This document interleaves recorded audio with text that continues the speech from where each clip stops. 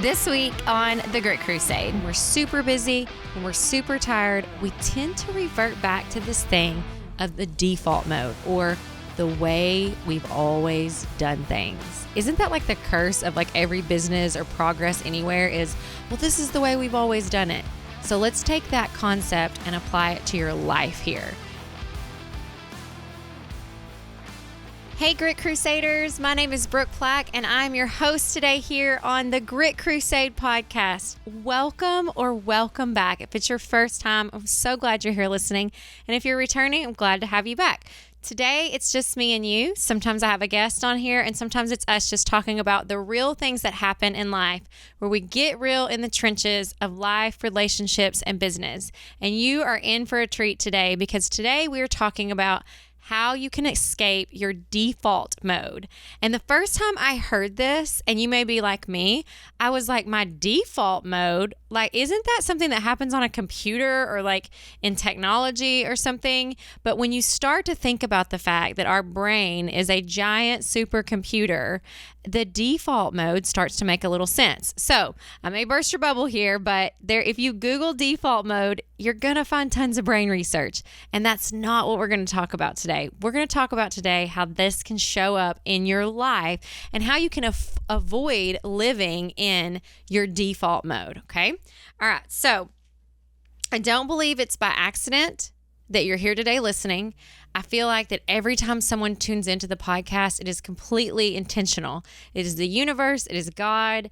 It is all of your arrows pointing in the direction that you need to hear what we're going to talk about for the next 20 minutes. So I'm excited that you're here. I'm excited that you're listening. And so let's go ahead and dive in. So first of all, I want to kind of talk about how I came across the term default mode, and then how it started like really peaking in my interest and my brain as well. So it shows up most when we are tired, busy, or what I'm calling physically cluttered. I know, right? Doesn't this kind of sound like a nasty word, like physically cluttered? And here's what I mean by that. Cluttered, or like when your body is not operating at optimal form, can happen because you're drinking a lot of alcohol, drinking lots of sodas, not eating healthy foods, not getting enough sleep, maybe not feeling well physically due to some sort of ailment or inflammation in your body. Those are the times that we start to get physically cluttered. And so when that happens, when we're super busy, when we're super tired, we tend to revert back to this thing of the default mode, or the way we've always done things. Isn't that like the curse of like every business or progress anywhere is, well, this is the way we've always done it. So let's take that concept and apply it to your life here. Is that the summary you want of your last month of your life, the last year of your life, the last decade of your life?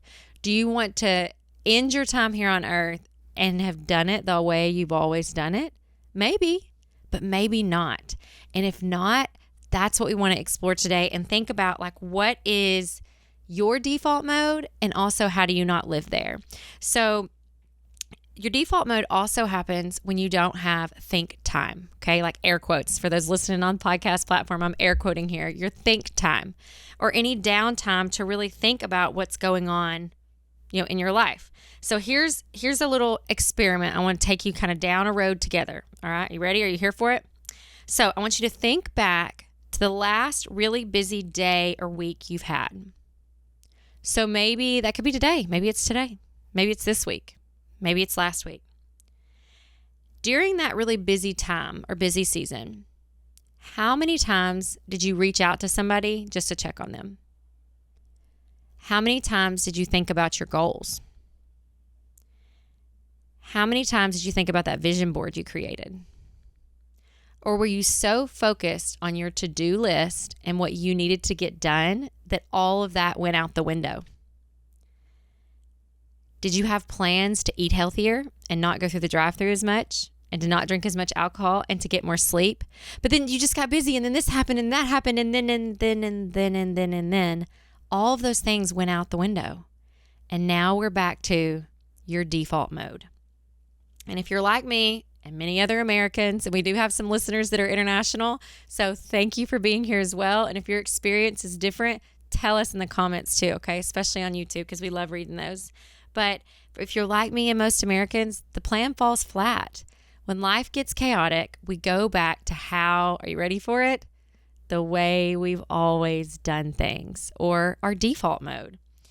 And it's a vicious cycle that starts over again week after week, month after month. And if we don't catch it and we don't notice it, then we can't intentionally escape that cycle that happens over and over. So I want to refer you, though, if that sounds very familiar and you haven't listened to the previous episode 63, which is about burnout and life fatigue, please make sure you either click now in the show notes and go back to episode 63, or after we finish this episode. It's a great starting place for you, because in that episode, we dive into what do I do if I'm feeling burned out or just having fatigue about life altogether. Okay. So that's a great starting place for you if you haven't listened to that one. But today we're going to figure out what your default mode is and if you want to change it. Because you may not want to change it, and that's okay too. But I think it's important to be cognizant and aware of this is what's happening and this is the way I'm operating in life. So let's imagine, so we've already thought about your busy week and a busy time, kind of set up that scenario. Now I'm going to throw some scenarios at you, and I want you to pay attention to what your thoughts are to these scenarios, because that's going to help you start to rationalize and become aware of what your default mode is. So let's imagine that you get a phone call with bad news. Maybe you didn't get the job. Maybe your daughter's had a bad breakup. Maybe an employee upset a customer at your business. What do? Do you automatically start panicking? Do you take on someone else's emotions as your own? And then let it run or ruin or change your entire day. Or when you get that phone call with bad news, are you able to center and breathe and know that this is not happening to you, it's happening around you? Are you able to identify what are your feelings and what are someone else's feelings? Because so many times, man, somebody else comes to us all panicked and chaotic and they leave, and then we've taken on their emotions as our own. And that's not real. That's not real. That's us letting their energy transfer onto us. And when we talked about it at the beginning of the episode already, busy, overwhelmed, tired, we revert back to that default mode. Or what about this one? Pay attention to how you respond to these situations. If you're a parent, are you raising your kids like you were raised? Without any thought that the same actions have resulted in your trauma or your emotional stuffing or your anxiety or your depression? Are you operating your parenting in default mode?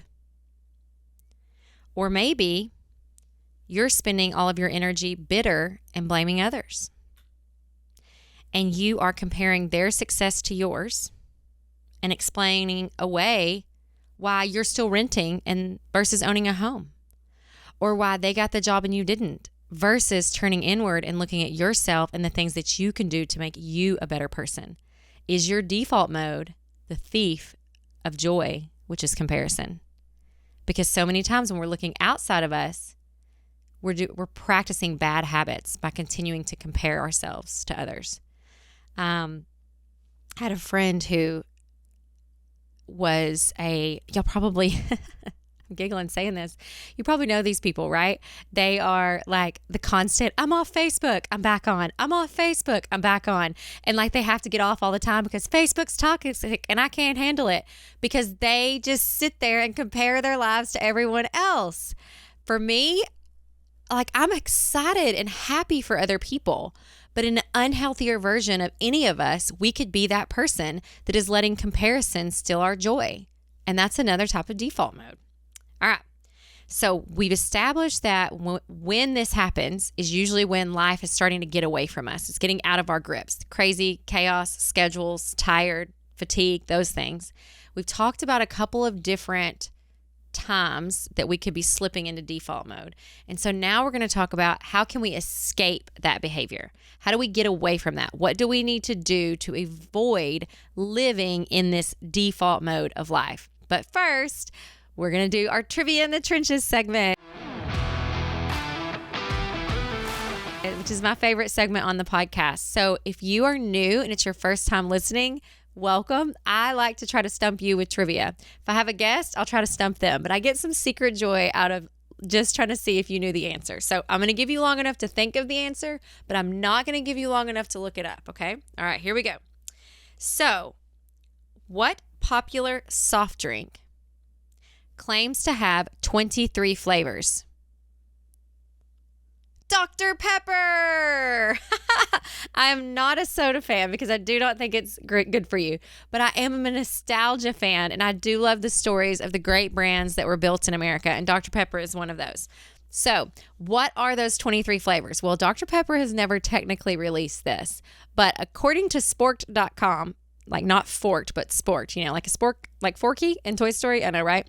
Dr. Pepper superfans have done their best to crack the code, and they think the flavors are amaretto, almond, blackberry, black licorice, caramel, carrot, clove, cherry, cola, ginger, juniper, lemon, molasses, nutmeg, orange, prune, plum, pepper, root beer, rum, raspberry, tomato, and vanilla. Say that 5 times fast, right?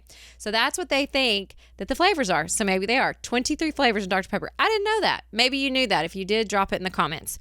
The other question I had, and so maybe it's like a double trivia, I don't know, but where did the name Dr.